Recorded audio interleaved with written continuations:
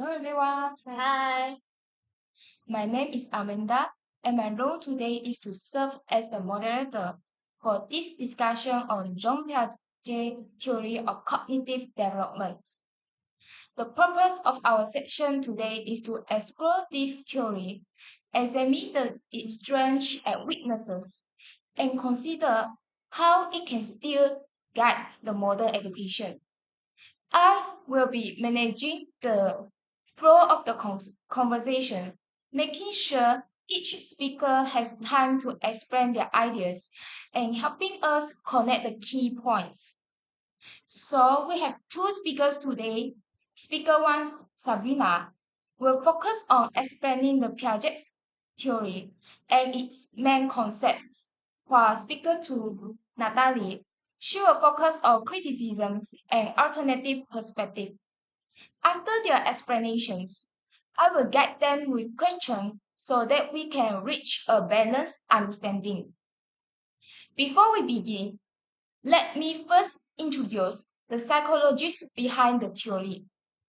John Piaget, born in 1896 and died in 1980, was a Swiss psychologist and genetic epistemologist whose work revolutionized our understanding of child development. He proposed that children think differently from adults and that their intellectual growth progresses through qualitatively different stages, not just by gaining more knowledge. His theory has deeply influenced developmental psychology, education, and our broader fields on how children learn. With that in mind, let us begin.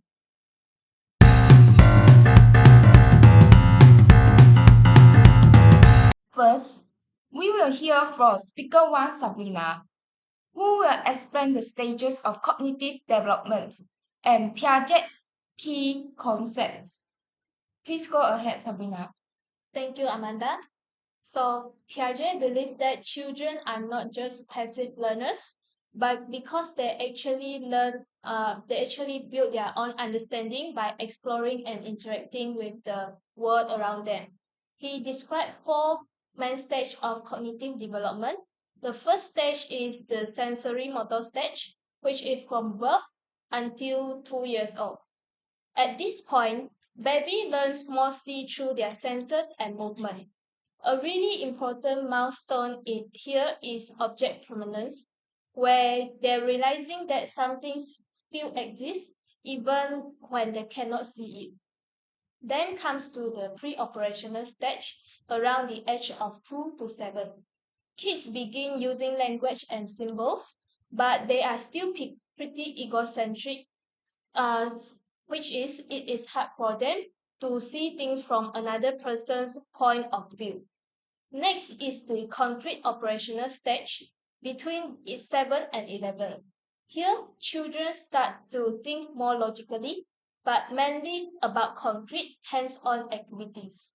They also develop skills like understanding conservation tasks.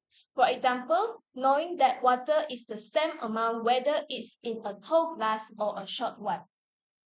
Finally, there is the formal operational stage, which starting around age 11 and above. This is when young people can think abstractly, reason through problems, and even test out hypotheses. Piaget also talked about how learning happens through schemas, our mental frameworks, where they are developmental. When kids take in new information, they either fit it into what they already know, which he called assimilation, or they adjust their thinking to make room for it, which is accommodation. Balancing those two processes leads to what he called equilibration or cognitive growth. So, what does all this mean for teachers? Basically, kids learn the best when teaching matches where they are developmental. Basically, kids learn best when teaching matches their developmental stage. Younger children need more hands-on activity, while the older ones can handle abstract discussions and problem solving. That is why Piaget's ideas are still really influential in education today. Thank you, Sabrina, for such a clear explanation of Piaget's stages and concepts like assimilations, accommodations, and also schemas. I especially like how you connect these concepts to the classroom activities because it really helps us to see the real life impact of the theory. Before moving on, let me quickly summarize your main points so that the audience can follow. Children move through four stages, which are sensory motor, pre-operational, concrete operational, and also formal operational. Piaget emphasizes that children are the active learners who construct their knowledge rather than just receiving it. Learning happens through schemas where the children adapt through assimilations and accommodation. Teachers should design the lessons that match the children's developmental level. For example, hands-on activities for the younger learner and also abstract reasoning for the older ones. With that foundation in mind, let us now turn to speaker 2, Natalie, who will discuss some disadvantages of Piaget theory and introduce other perspectives. Natalie, the floor is yours. Thank you, Amanda. I agree Piaget's theory is very important and has shaped education for many years. But it also has some weaknesses that we need to discuss. The first weakness is that his stages are too rigid. Piaget explained development as if every child moves from one stage to the another one in a fixed order, like climbing stairs. But real life is not like that. Development is messy. Children often show skills from more than one stage at the same time. For example, a child might solve logical math problems, which Piaget placed in the concrete operational stage, but at the same time fail conservation tasks, which are also supposed to belong to that stage. This shows that children do not always fit neatly into the boxes Piaget created. The second weakness is that Piaget underestimated children's abilities. Many of his experiments were too complicated, and when children failed, he assumed they were not ready. Later, researchers created simpler versions of the task and found the children could succeed much earlier. A well-known example is object permanence, the understanding that things still exist even when we cannot see them. Piaget believed this skill only developed around 8 or 9 months. But newer studies show that even babies as young as 3 or 4 months already have some awareness of object permanence if the task is designed in a clearer way. This means Piaget's timeline made children look less capable than they really are. The third weakness is that Piaget did not give enough attention to the social and cultural environment. He focused mainly on individual discovery and personal exploration. But children do not grow up in isolation. They live in families, communities, and cultures. They learn from parents, teachers, and friends. This is why Vygotski's perspective is so variable. He explained that learning often happens through guidance from more knowledgeable people. Without this social and cultural focus, Piaget's theory feels incomplete. The fourth weakness is that many of Piaget's tasks, such as the three mountains problem, were criticized for being too confusing or culturally biased. Sometimes the tasks were testing language skills or communication skills instead of actual thinking. Also, children from different cultural backgrounds might interpret these tasks in different ways. This makes Piaget's findings less universal than he suggested. So, in conclusion, Piaget gave us a very useful framework, but we should not treat his stage as strict rules. They are more like general guidelines that need to be adjusted when we consider individual difference, social and cultural context, and modern research. Thank you, Natalie, for pointing out the challenges for Piaget theory. You have highlighted some really important limitations. For one, Piaget may have underestimated what children are capable of. His stages also feel a bit too rigid because we know not all the children develop at exactly the same pace. Another limitation is the Piaget didn't put much emphasis on social and also cultural factors, which is something Vygotsky really focused on.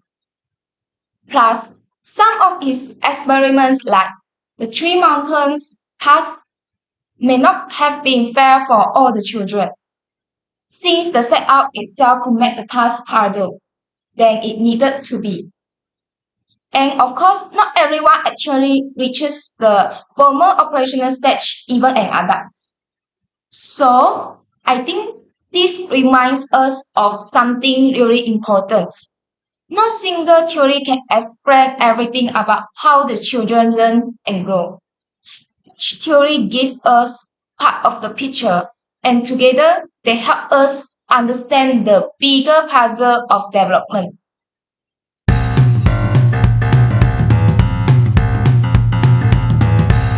Thank you both for sharing the strong opening ideas earlier. Let us now dive deeper into some guided discussion. I would like to begin with a question for Sabrina. One of the big criticisms of Piaget theory is that his stages of development are a bit too rigid, almost as if every child must fully complete one stage before they can progress to the next. Modern researchers suggest this can actually narrow our understanding of how unique and also diverse the children's learning journeys really are. So, Sabrina, given these criticisms, how would you argue that Piaget's theory is still useful for the education today? Can we still rely on it as a framework in modern classrooms?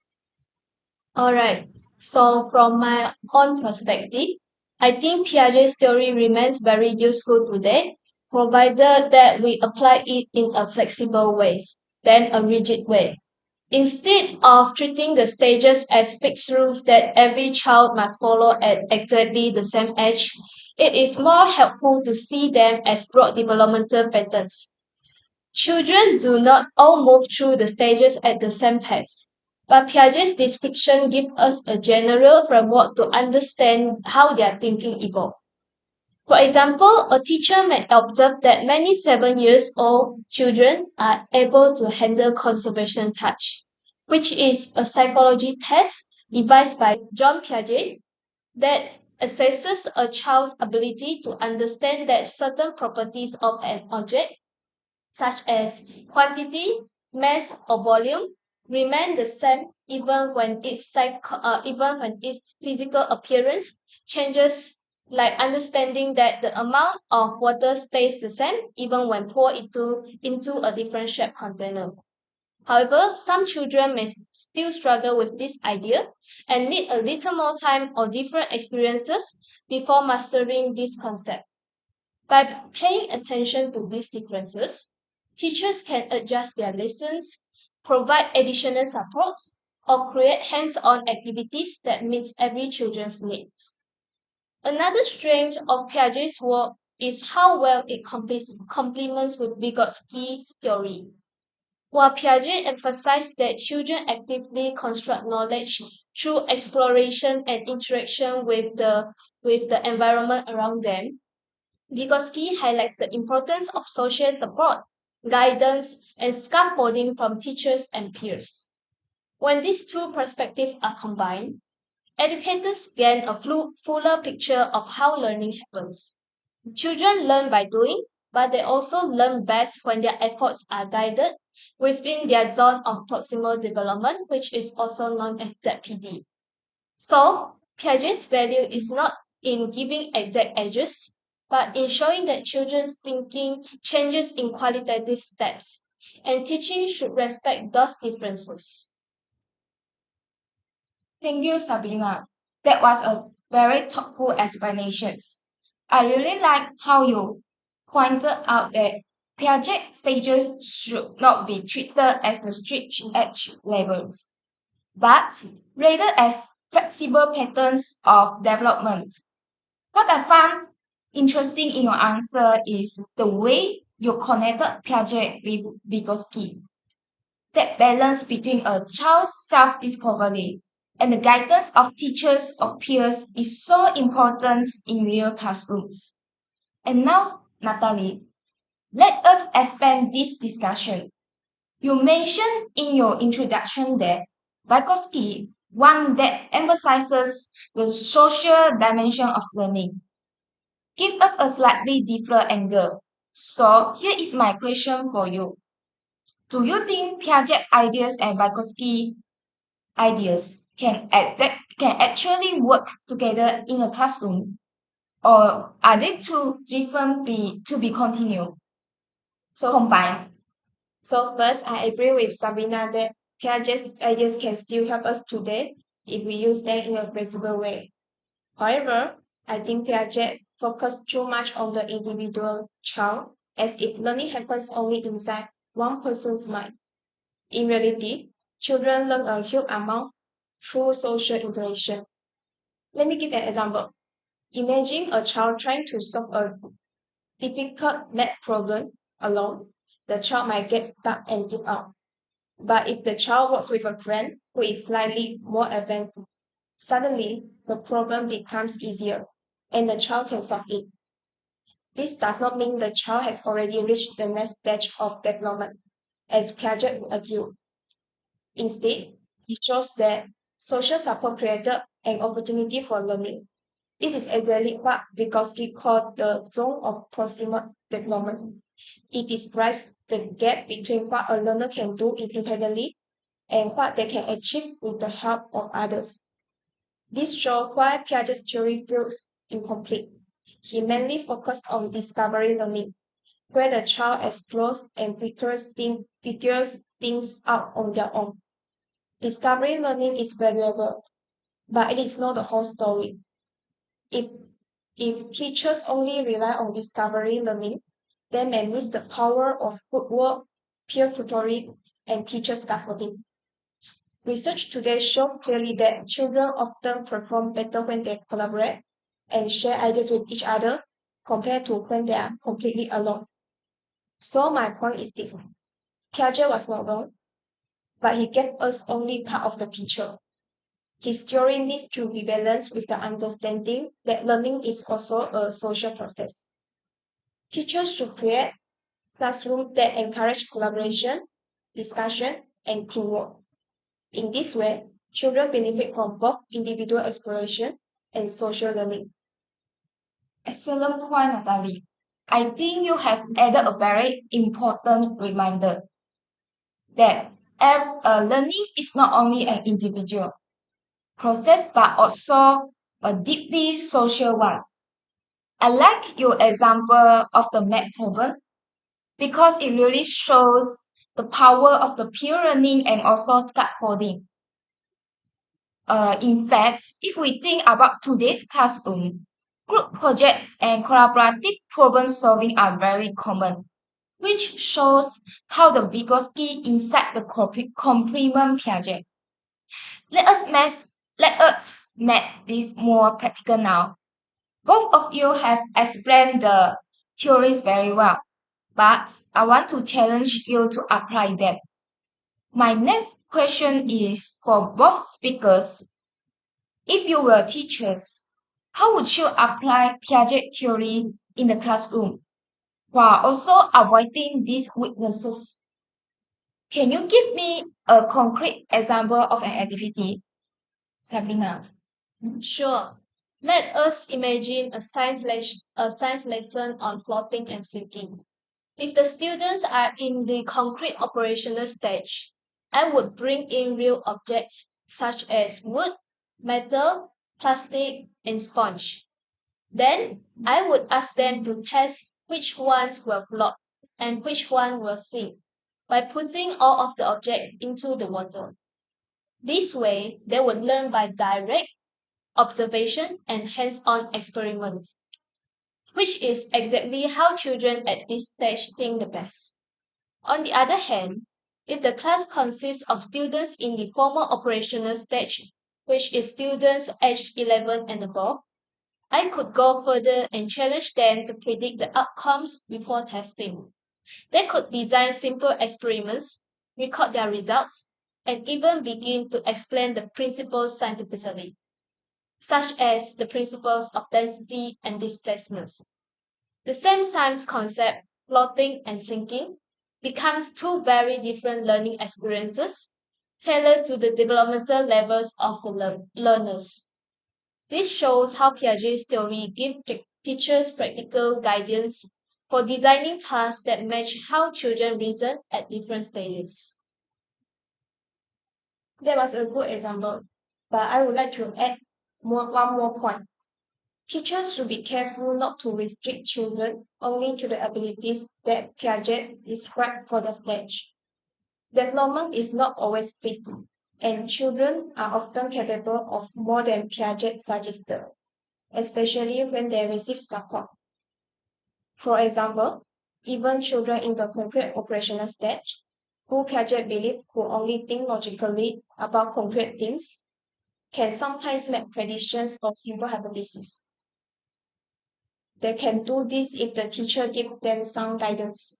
In a science lesson, for instance, the teacher might ask students to first share their predictions in pairs before doing an experiment.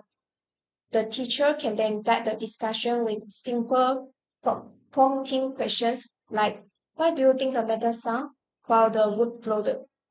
This way, the teacher is not only following Piaget's idea of hands-on exploration, but is also using Vygotsky's idea of social interaction and scaffolding. Combining the two approaches makes learning more powerful. Children are encouraged to think of themselves, but they also get the support they need to reach a higher level of reasoning. This mixture of Piaget and Vygotsky helps make the classroom more effective and inclusive. Thank you, Bob, for sharing those examples that really bring the theories to our life. Sabrina, I like how you show how the same science lesson could be taught differently depending on the developmental stage. And Natalie, you highlight the danger of limiting the children and the need for scaffolding. When we put your answer together, it really shows how Piaget's strengths and weaknesses can be balanced with modern approaches. And let us move on to our final guided question. Stepping back from specific classroom activities, I want to hear your reflections on the bigger picture.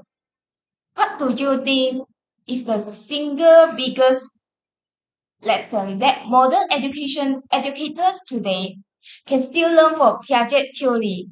Sabrina, let us start with you and then Natalie. You can follow up. For me, the most important lessons that teachers can learn from Piaget's theory is that children do not think like adults. They are not just a smaller version of us, but learners who reason differently at each stage of development. This means teachers should respect those differences and design lessons that matches the children's level, starting with concrete, hands-on activities before moving on to the abstract ideas. Piaget also reminds us that children learn best through active exploration and discovery. The teacher's job is not only to give answers, but to create meaningful experiences that challenge and stretch their thinking. In this way, his theory shows us that education should always adapt to children's stage of development. Instead of expecting all children to learn the same way or at the same pace. For me, the key lesson we should take from Piaget is that children are active learners. They are not miniature adults who simply copy information. Piaget helped us realize that children construct their own understanding through active involvement. This was a major change in how people talk about education. But we cannot stop with Piaget alone. His theory was just the starting point. children's development is not only based on biology and age, it is also shaped by their cultural, language, social relationship, and community. Today, we also have access to new discoveries in psychology and neuroscience that Piaget never had. For example, modern brain scans show us that social interaction activates areas of the brain linked to learning and memory. This proves how important relationships are in education. So, my conclusion is that Piaget gave us the foundation, like a base of a house. But if we want to build the full of house, we must add more perspective, such as because he focused on social learning, Berners' idea of scaffolding, modern neuroscience, and insights from different cultures. Only when we bring these perspectives together can we fully understand how children learn and how to support them best in classroom. Thank you for Sabrina and Natalie for those thoughtful insights. I really like how both of you emphasize that Piaget theory is not something to be followed rigidly but rather adapted to the modern classrooms. What I'm learning is, what I'm hearing is the Piaget provides the foundations, which is the stages of the development, and the idea that children are the active learners. But theories like Vygotsky and also modern neuroscience give us the tools that to extend and adjust that foundations. This shows us that in education, theories are not meant to compete, but to complement one another. By blending Piaget focus on stages with Vygotsky emphasize on social learning and today's research on the brain, teachers can design learning that is both age appropriate and socially rich.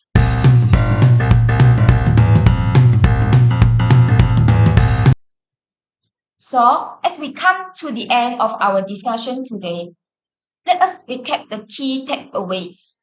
From Sabrina's explanation, she talked about Piaget theory highlights the active role of children in learning and explains how thinking develops in both stages. It remains variable for designing learning activities that fits developmental levels. And for Natalie Hicker, she shared about the theory has weaknesses. For example, it sometimes underestimates children, treats the stage as too rigid, and overlooks the importance of the social environment. Therefore, the best approach is use Piaget as a flexible guide. Combine it with other theories like Vygotsky and adapt it to each learner's context. Finally, during our guided discussion today, we realized that Piaget framework is not outdated. It still provides a foundation for teaching and also parenting, but it must be used with flexibility.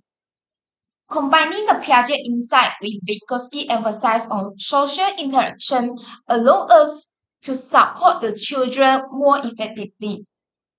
In conclusion, Piaget's biggest legacy is the recognition that children are the active learners who think differently from the adults. This simple but deep idea transforms education and still shapes how we teach, design the curriculum, and also understand the development. Last but not least, I would like to thank Sabrina and also Natalie for their thoughtful contributions and thanks the audience for listening. That concludes our section. See you. Bye bye.